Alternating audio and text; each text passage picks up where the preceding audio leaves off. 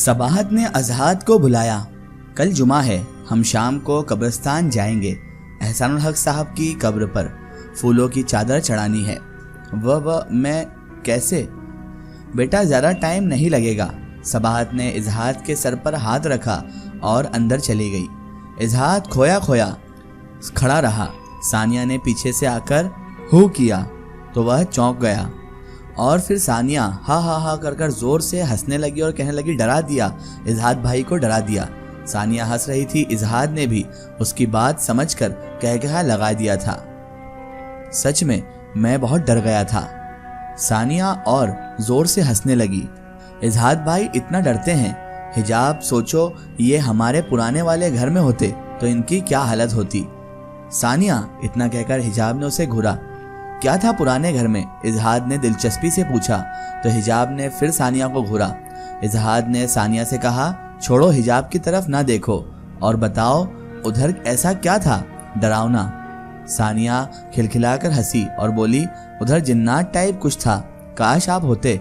वह फिर से हंसने लगी तो हिजाब भी हंस पड़ी। उसकी बातों पर यकीन ना करें, पूरी ड्रामेबाज है ये। उसके बाद सानिया फिर से कहने लगी, अजहाद भाई वो जिन्नात जो है ना, वो हिजाब को पसंद भी करते थे। इसको तो ताज़ा गुलाबों का गुलदस्ता भी पेश किया था, सानिया ने चहकते हुए बताया। इजहाद ने कह लगाया और गर्दन पीछे झटक कर हंसने लगा। इजहाद का चेहरा सुर्ख हो गया था। हंसी रोककर उसने हिजाब को देखा और बोला, बड़े खुश नसीब जिन्नात थे, तुम दोनों मेरा मजाक उड़ाते हो। हिजाब ने आबरू उठाकर दोनों से पूछा तो तहरीम ने, जो कि ये सब सुन रही थी, जवाब दिया, तुम्हें अभी पता चला क्या? हम तो तुम्हारा कब से मजाक उड़ा रहे हैं। वैसे सानिया, मैं ये सारी बातें माँ को बताऊंगी, मुझे तुमसे कोई अच्छी उम्मीद नहीं है। सानिया ने मुंह बनाया। इजहाद की नजरें हिजाब का तवाफ कर रही थी। वह उसकी नजरों को महसूस करती थी। वो जब भी उसकी निगाहों की चोरी पकड़ने की कोशिश करती, इजहाद नजरें बदल लेता और मुस्कुरा देता। जुमेरात की रात 12 बज रहे थे।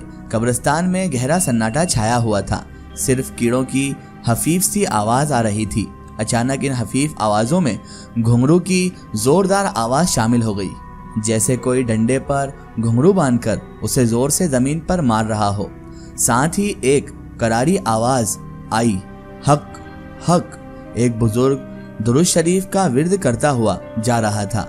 उनके साथ सब्ज चोले में एक जवान भी था। वह एक गुलाम की तरह उन बुजुर्ग के पीछे जा रहा था। दोनों कब्रिस्तान में पीपल के दरख्त के नीचे जाकर बैठ गए। जवान ने बुजुर्ग के करीब तरतीब से 7 दिए जला दिए। दिए जलाने के बाद वह सर झुकाकर खड़ा रहा। तुम जाओ, एक जिन की मौजूदगी में हम ये चिल्ला शुरू नहीं कर सकते। बुजुर्ग ने जवान से कहा, जैसे आपका हुक्म। जवान ने सर झुकाया और अचानक से सफेद हेवले में तब्दील होकर वहां से गायब हो गया। बुजुर्ग पीर सुभान शाह सारी रात चिल्ला काटते रहे। उन्हें इस कब्रिस्तान में 3 दिन तक कयाम करना था। वो अपने रूहानी उलूमों से लोगों के मसाइल हल करते थे और बीमारियों का इलाज करते थे। बेटा मैं तैयार हूँ, आ जाओ, कब्रिस्तान जाना है। सबाहत ने इजहाद के कमरे में झांक कर कहा, आंटी मेरी तबीयत ठीक नहीं है। इजहाद ने कहा, माँ मुझे भी जाना है। हिजाब ने सफ़ेद चादर ओढ़ी हुई थी और उसके चेहरे की मासूमियत दमक रही थी। इजहाद ने नजरें हटा दी। बेटा लड़कियों को कब्रिस्तान जाना सही नहीं होता। सबाहत ने जवाब दिया तो उसने कहा, नहीं माँ प्लीज, मैंने जाना है। उसने मिन्नत भरे अंदाज में कहा था। हिजाब आंटी सही कह रही हैं, आप कब्रिस्तान ना जाओ। इजहाद ने भी इसरार किया, नहीं मैं जाऊंगी, मुझे बाबा की याद आ रही है। वह आहिस्ता से बोली, इजहाद की तबीयत भी ठीक नहीं है तो इसको आराम करने दो, हम दोनों चले जाते हैं। सबाहत ने इजहाद की तरफ देखकर कहा।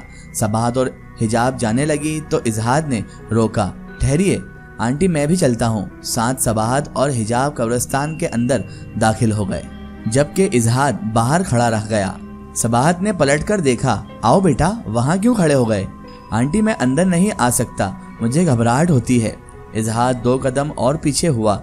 हिजाब ने इजहाद से कहा, बाबा की कब्र पर फातिहा नहीं पढ़ोगे? हिजाब, इजहाद ने बेबसी से कहा। इसके लिए हिजाब की बात टालना शायद मुश्किल था। वह ना चाहते हुए भी कब्रिस्तान में दाखिल हो गया। कब्रिस्तान में जैसे भूचाल आ गया। तुंदो तेज हवाएं चलने लगी। दरख्तों की शाखें झूम झूम कर जमीन को छूने लगी। मिट्टी इस तरह उड़ रही थी कि कुछ भी वाज़ेह दिखाई नहीं दे रहा था। सबाहत ने हिजाब का हाथ मजबूती से थामा हुआ था और साथ इजहाद को पुकार रही थी। इजहाद कहाँ हो बेटा? मिट्टी के गिरदो नवा में, गिरदो गुबार में कुछ दिख नहीं रहा था। फिर अचानक गिरदो गुबार थोड़ा कम हुआ। इजहाद नहीं था वहां पर। तूफान खत्म हुआ तो एक बुजुर्ग खड़े थे वहां उनके सामने और ये दोनों उन्हें देख रही थी। वह बुजुर्ग सुभान शाह थे।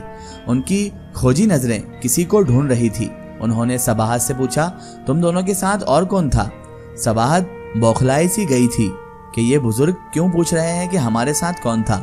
बुजुर्ग ने अपनी करारी आवाज में फिर पूछा, कौन था तुम दोनों के साथ? इजहाद था, हमारे साथ इजहाद था। सबाहत ने घबराकर जवाब दिया। तभी उन्होंने फिर पूछा, कौन इजहाद? बुजुर्ग ने पूछा तो सबाहत थोड़ी हिम्मत करके बोली, आप ये सब क्यों पूछ रहे हैं? जो पूछ रहा हूँ बस उसी का जवाब दो। बुजुर्ग ने तस्बीह वाला हाथ लहरा कर कहा। सबाहत के माथे पर बल आए मगर हिजाब ने उसे खामोश रहने का इशारा किया और बोली, इजहाद हमारे घर में रहता है। उसको हमने कमरा किराए पर दिया हुआ है। बाबा की कब्र पर फातिहा के लिए आना था तो हम उसे यहाँ पर लेकर आए थे, इसलिए उसको अपने साथ ले आए थे हम लोग। वह जानता था कि इसे कब्रिस्तान में नहीं आना चाहिए, फिर भी वह आ गया। इतना मजबूर वह किस बात से हुआ? उसकी वजह से मेरा चिल्ला खराब हो गया। पीर सुभान शाह मुंह में बड़बड़ाए, मगर इसके आने से आपके चिल्ला कैसे खराब हुआ? हिजाब ने हैरत से पूछा। बुजुर्ग ने हाथ हवा में उठाकर कहा, ये राजो ज्ञान की बातें तुम नहीं समझ सकती। तुम बस इतना समझ लो कि तुम्हें जब उसकी तरफ से खतरा महसूस हो तो पीर सुभान को याद कर लेना। आप कौन? सवाल हिजाब के गले में अटक गया। मैं पीर सुभान शाह हूँ। सबाहत सर झुकाकर खड़ी हो गई। बहुत खुश नसीबी है हमारी कि हमें आपका दीदार हो गया। बहुत नाम सुना है आपका। मैं तो कब से सोच रही थी कि आपके पास आ जाऊं, बस परेशानियों की मारी वक्त ही ना निकाल सकी। बुजुर्ग ने सबाहत के सर पर हाथ रखा। दुनिया में आजमाइशें नेक लोगों के लिए होती हैं। हमारी हवेली पर आ जाना, फिर तुम्हारे मसाइल सुनेंगे। ये कहकर बुजुर्ग वहां से चल दिए। सबाहत और हिजाब ने कब्र पर फूल चढ़ाए और फातिहा पढ़ी। घर जाने लगी तो सबाहत की नजरें एक बार फिर इजहाद को ढूंढने लगी। ये इजहाद कहाँ चला गया इस तरह अचानक से? हिजाब, क्या तुमने उसे जाते देखा था? हिजाब माँ का हाथ पकड़कर सड़क की तरफ निकल आई। माँ, वह कोई छोटा सा बच्चा नहीं है जो गुम हो जाएगा, आ जाएगा घर जहाँ भी गया है। हिजाब ने रिक्शा रोका और दोनों घर आ गई। इजहाद के कमरे की लाइट जली हुई थी। सबाहत सीधी इजहाद के कमरे में गई और शिकवा किना नजरों से उसे देखकर कहा, इस तरह हमें छोड़कर क्यों चले आए? तुम खुद को मेरा बेटा कहते हो तो क्या बेटे माँ को इस तरह छोड़कर आते हैं? इजहाद ने सबाहत को हाथों से पकड़कर कुर्सी पर बिठाया और खुद उसके कदमों में बैठ गया। आंटी, आप मुझे मार लें लेकिन खुदा के लिए नाराज मत हो। मैं पहले कब्रिस्तान नहीं जाना चाहता था। कब्रिस्तान जाकर मेरी तबीयत खराब हो जाती है। अगर घर ना आता तो उधर कब्रिस्तान में ही बेहोश हो जाता। सबाहत परेशान हो गई। अल्लाह ना करे बेटा कि तुम बीमार पड़ो। बात ऐसी थी तो तुम मुझे मना कर देते। अब तुम आराम करो, मैं तुम्हारे लिए चाय भिजवाती हूँ। सबाहत ने बाहर जाकर हिजाब को इजहाद के मसले का बताया। उसकी तबीयत ठीक नहीं है, एक कप चाय का दे दो उसे। हिजाब चाय लेकर इजहाद के कमरे में आई तो वह अपने बैग में कुछ ढूंढ रहा था। एक छोटी सी किताब निकाली उसने, मगर हिजाब को देखकर किताब जल्दी से वापस बैग में रख दी। हिजाब ने चाय मेज पर रख दी और कमरे से निकल आई। जाते जाते खिड़की से नजरें अंदर गई तो देखा कि इजहाद का दायां हाथ बुरी तरह जला हुआ था। आबले पड़ गए थे। वह इंतहाई तकलीफ में था और फिर से बैग में कुछ ढूंढा।